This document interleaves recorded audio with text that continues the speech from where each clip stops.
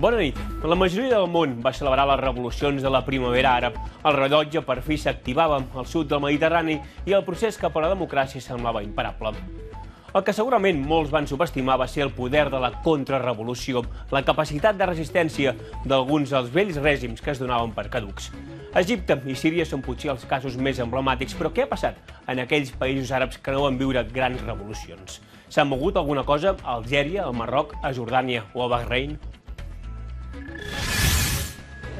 Anirem més enllà del que detecta el radar informatiu habitual per descobrir com amb petits canvis cosmètics les monarquies a Rabat o Amman han aconseguit allunyar les revoltes. Més nerviós hauria d'estar el rei de Bahrein i qui sap si el president algerià, perquè cap expert descarta que la flama revolucionària pugui revifar-se en qualsevol moment. I on sembla que han entès el missatge és a Tunísia, l'únic país àrab que té ben encarrilat el camí cap a la democràcia. Com s'ho han fet? Doncs amb maduresa política, sentit d'estat i un partit islàmic capaç de fer grans concessions. Dedicarem la segona meitat a preguntar-nos cap a on va Llatinoamèrica i ho farem primer de la mà d'una de les cronistes més reconegudes. Durant dècades ha informat pels principals mitjans anglosaxons del que passava al continent. Parlarem de narcotràfic, de la relació amb Washington o del progrés econòmic de tot el continent amb Alma Guillermo Prieto. Ha tenido un crecimiento tremendo. Ha sacado a un porcentaje gigantesco de su población de la pobreza. Y ahora la gran preocupación de ellos, que es la gran preocupación de América Latina, es ¿de dónde sacamos profesores? I si algú va posar a prova la democràcia a Amèrica Llatina, que es fixi en la situació dels seus pobles indígenes. Són el 10% de la població i, malgrat les noves constitucions, el respecten més, continuen sent el grup més marginat. Coneixerem casos de Colòmbia i Guatemala.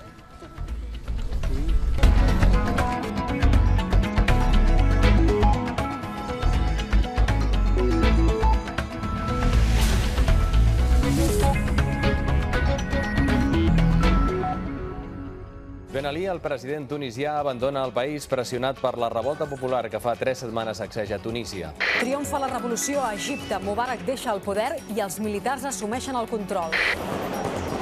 Trípoli cau en mans dels rebels i converteixen el centre de la capital líbia en una festa. Milers de sirians desafien el règim de Bashar al-Assad amb noves mobilitzacions i són reprimits per la policia. Fa just 3 anys vivíem fascinat a l'esclat de les primaveres àrabs i pensàvem que finalment el món àrab deixava d'estar al marge del corrent de la història. Durant mesos i anys hem estat informant sobretot de Síria, Egipte, Líbia i Tunísia, però avui ens volem fixar en tots aquells països de la regió que ens han passat més desapercebuts i on no hi ha hagut grans processos revolucionaris.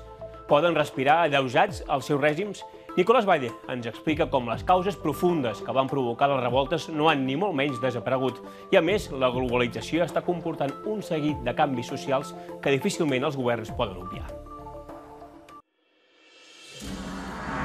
No es pot viure sempre cavalcant sobre la passió revolucionària. Després de l'entusiasme, el món àrab està en plena fase d'introspecció, d'anàlisi de resultats i, en certa manera, de frustració per les fites no aconseguides. Sabien que hi havia riscos de confiscació de la revolució per part de forces armades, de la perversió del radicalisme, de la nostàlgia dels temps autoritaris. Però la febre primaveral no ha afectat tothom per igual. En alguns països la rebel·lió ha aconseguit expulsar del poder els règims autoritaris, però en d'altres no hi ha hagut canvis polítics perquè els seus governs han alliberat la pressió social amb petites transformacions, com al Marroc.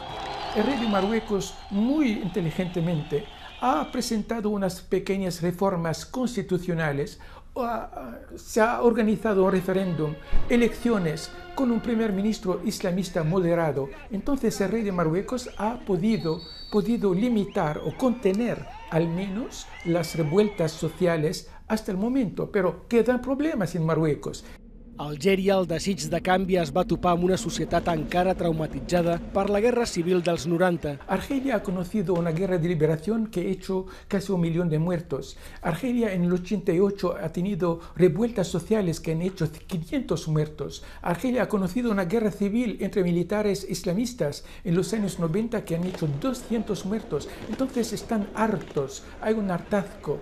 pero es postergar el problema, pero a un cierto momento en Marruecos, en Argelia, en otros países, si no se dan respuestas positivas a problemas concretos en términos de paro de jóvenes, en términos de participación, de pluralismo político, de democracia consolidada, todos estos países tendrán que enfrentarse a revueltas sociales, a demandas sociales. La primavera va arrelar a Tunísia, paradigma de la revolució feliç. A Líbia, el coronel Gaddafi va ser assassinat en el colofó d'una guerra civil i els egipcis van veure aquesta imatge inèdita, el dictador entre barrots. Però a Jordània la monarquia va maniobrar a temps per evitar l'esclat social i va impulsar noves normes contra la corrupció. I a Kuwait, revolució aturada amb l'ingredient infal·lible, repartiment de beneficis. Es un modo de silenciar la oposición o comprar el silencio con la prosperidad. Pero esta política puede durar unos años, pero no puede durar eternamente, porque hay una clase media que está emergiendo en el mundo árabe, hay una burguesía nacional, y como usted sabe, una clase media, una burguesía nacional son los dos pilares de la consolidación democrática y de la transición democrática. I a Bahrain, l'estat musulmà més petit de la terra, on els veïns saudites van esclafar la rebel·lió.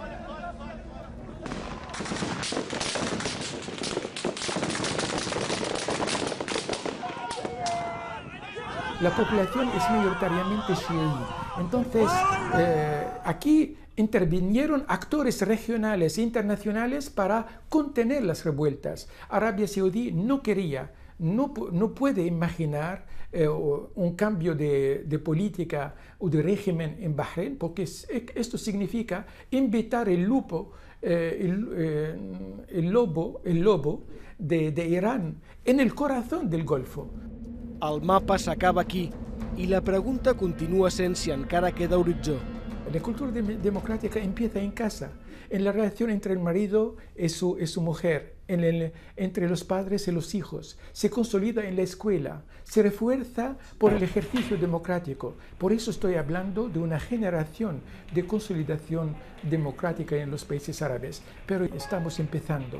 Este inicio es espinoso, es tortuoso, però segurament vamos en la buena direcció. Fracassos, manipulacions, triomfs exigus, les revoltes àrabs encara estan en la fase primigènia, a l'espera de recollir els fruits, però com a mínim han servit per trencar el paradigma d'un món àrab paralitzat al marge del corrent de la història. Les claus de la transició política a Tunísia, un exèrcit apolític, un nivell d'escolarització elevat, una societat civil més desenvolupada i un partit islàmic capaç de fer concessions doloroses.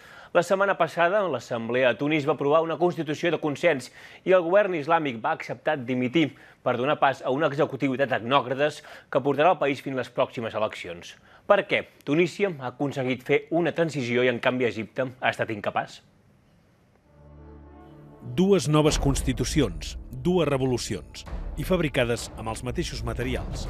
Un poder autoritari, corrupció generalitzada, atur d'universitaris, diferències regionals, pobresa, marginació, i tots dos han obtingut resultats totalment diferents.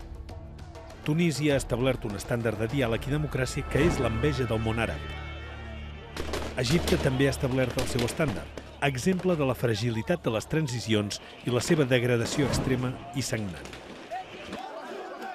Els tunisians han passat per la incertesa política amb un islam que vol més presència i una societat civil que no vol perdre cap dret. Hi ha hagut violència, hi ha hagut morts. Els tunisians han vorejat el penya-segat, però no han caigut al buit. Els egipcis, polaritzats, no han sabut evitar el naufragi. Dues visions de la societat, dos vaixells que han acabat xocant de front. Hi ha una explicació per a tot això.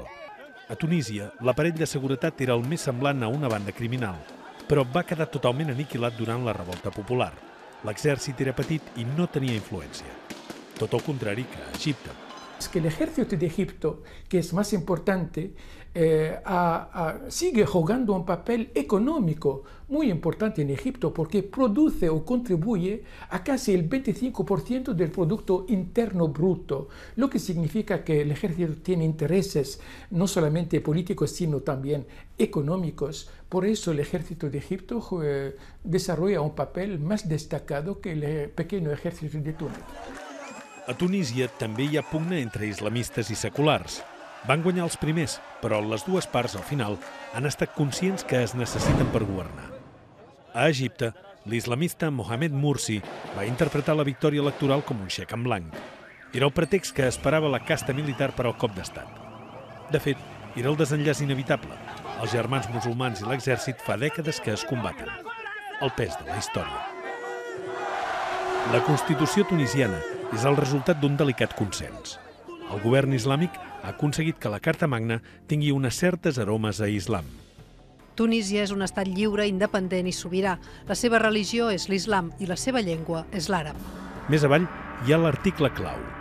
Tunísia és un estat de caràcter civil basat en la ciutadania, en la voluntat del poble i la primacia del dret.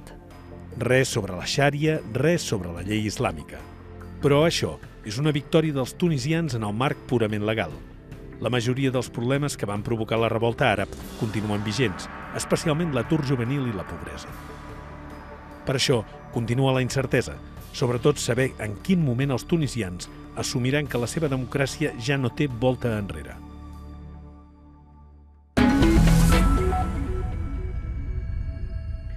S'ha de reconèixer que l'evolució de Llatinoamèrica és una de les bones notícies d'aquest segle XXI. Fa només 10 anys, el 45% dels llatinoamericans vivien en la pobresa. Ara són el 28%. Però aquesta reducció no pot amagar una realitat cada cop més poderosa, el poder econòmic del narcotràfic, que corromp i frena aquest desenvolupament.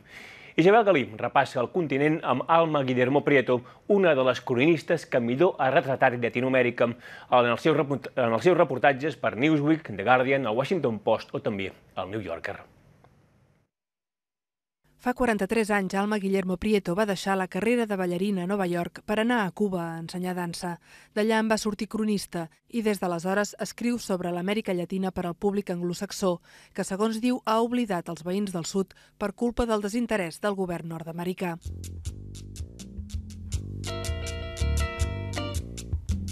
Fue clarísimo, Bush tenía programado una charla con Calderón para ver si le daban solución al problema de la migración.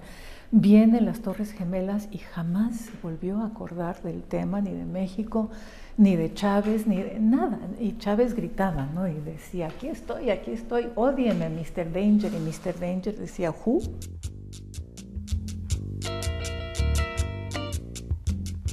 Se cerró un ciclo internacional importante. Yo creo que si se le puede hacer la lista de los logros de Chávez, quizás el principal habría sido el forjar una unidad en contra del monopolio del poder de Estados Unidos con los países famosos, Bolivia, Ecuador, Nicaragua, Cuba, Venezuela. Eso yo no creo que dure mucho bajo Nicolás Maduro. L'impuls econòmic que l'Amèrica Llatina necessitava ha arribat, diu Alma, però si els problemes més greus de sempre no s'acaben de solucionar és per la dificultat de sortir del cercle viciós que es crea entre pobresa, corrupció, narcotràfic i violència. Los hombres barbados vinieron por barco y todos dijeron... Está en un auge económico, ha tenido un crecimiento tremendo. Ha sacado a un porcentaje gigantesco de su población de la pobreza. Y ahora la gran preocupación de ellos, que es la gran preocupación de América Latina, es ¿de dónde sacamos profesores para elevar el nivel educacional de este pueblo? ¿De dónde sacamos ingenieros para construir las carreteras que necesitamos? Si el dólar nos llama, y mientras no haya educación, insisto, mientras no haya capacitación, mientras no haya suficientes burócratas, médicos, mecánicos, policías capacitados, no se puede erradicar la corrupción. Y el narcotráfico ha hecho lo suyo porque entonces viene con sus billetotes, ¿no? de $100, de 1,000 pesos, y dice, a ver, ¿cuánto, maestro? ¿Cuánto ganas? Pero ¿dónde fue la justicia, la pena? Si sangre que corre en el limbo se queda, la sangre que corre por los sacrificios. Mestizo has de ser por tus vicios. Barack Obama, con todo su programa progresista, ha deportado a 1,5 millones de latinoamericanos, 1,5 millones. Muchos de ellos muchachitos que prácticamente nacieron en Estados Unidos, que regresaron a Centroamérica y que regresaron con la cultura pandillera de Los Ángeles y que han creado estas pandillas alarmantes, criminales, terribles, muchachos de 12, 13, 15 años, asesinos. En Chiapas, mujeres y niños rezando, machetes y balas con sangre bañaron la patria. Esa lucha frente a frente ya se hizo durante el Calderonato y no solo fracasó, sino que potenció la violencia a los 60,000 muertos, cifra oficial que tuvimos en esos 6 años, 60,000 muertos, 6 años. Esa táctica ya no. Fuera de la legalización, ¿qué recurso posible hay? Yo no entiendo.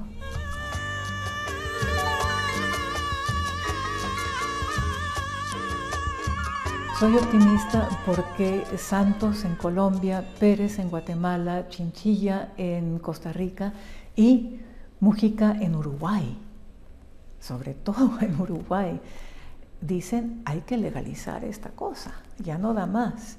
Y porque en Estados Unidos ya, ¿cuántos estados llevamos que ya han legalizado la venta de marihuana para fines medicinales y hasta para fines de recreo? Eso era inconcebible hace 6 años. Turistas y extraños se acercan en vano, ¿pa' qué se preocupan? Derechos humanos. Si aquí la justicia sale sobrando. Néixer en un dels centenars de pobles indígenes de Llatinoamèrica és tenir molts punts per patir una marginació per tota la vida. A través de les noves constitucions, la majoria de països han fet passos per garantir els seus drets, però la realitat és que els indígenes continuen sent les comunitats més desfavorides del continent. Els hereus dels pobles que habitaven Llatinoamèrica abans de la conquesta europea representen encara oficialment el 10% de la població. A Bolívia, per exemple, són més del 60% i a Guatemala del 40%. Després venen països com l'Equador o Colòmbia amb poblacions indígenes més minoritàries. Brasil és el país amb la proporció més petita d'indígenes. Només són el 0,4% dels brasilers. Però a tot arreu trobem el mateix problema. Són minories que estan quedant al marge dels progressos de la resta de ciutadans. Són els més pobres i sovint també els més maltractats. Sílvia Eres ha recollit 2 testimonis de Colòmbia i de Guatemala. Artículo 7. El Estado reconoce y protege la diversidad étnica y cultural de la nación colombiana. Fins al 1991, la Constitució colombiana no va reconèixer els drets dels indígenes. Segons la vella Constitució, l'espanyol era l'únic idioma oficial i el catolicisme l'única religió. La Constitución de 1886 para los indígenas, pues éramos menores de edad, salvajes, por lo tanto había que domarnos. Deyanira Soscué denuncia que mai s'ha respectat el seu poble, ni el seu, ni cap del centenar de pobles indígenes que hi ha a Colòmbia. Cada un tenia la seva llengua, però ja només es conserven 64 idiomes. Deyanira té molt clar l'origen dels seus mals. Con el supuesto descubrimiento en 1492 y con toda la ideología que nos dio, ¿no? La religión, los que llegaron, que teníamos que olvidar nuestro idioma, que teníamos que por obligación hablar castellano, rezar, persinarnos y todo el cuento, ¿no?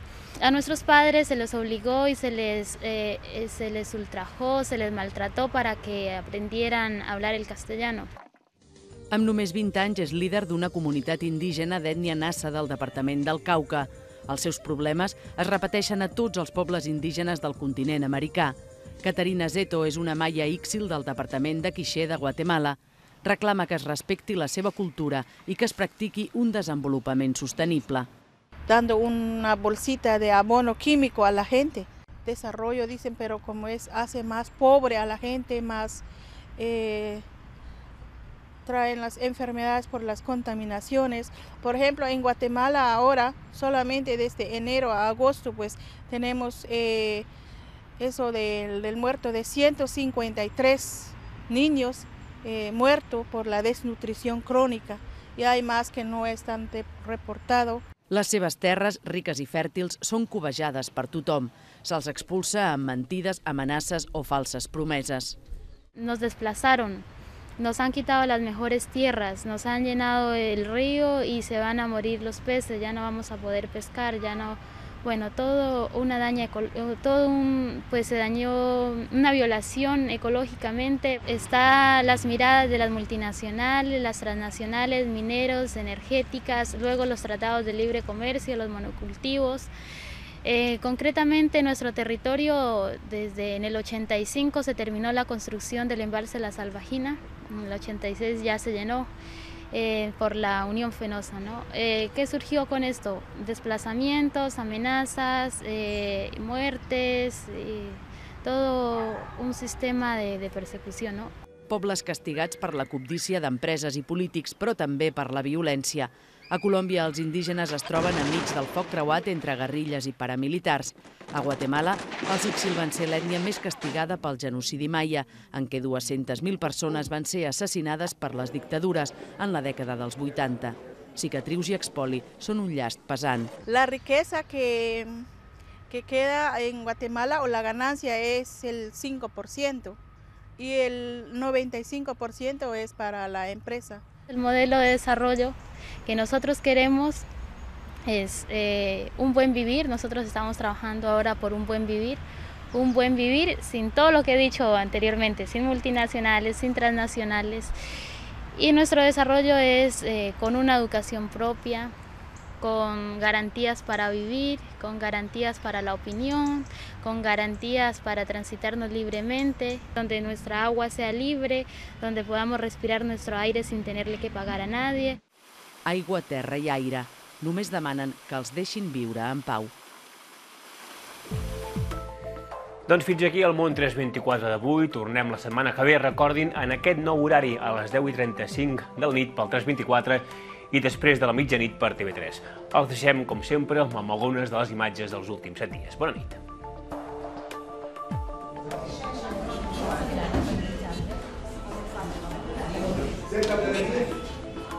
Bu noktada sizlere çok önemli vazife düşüyor. Türkiye'deki gerçek manzarayı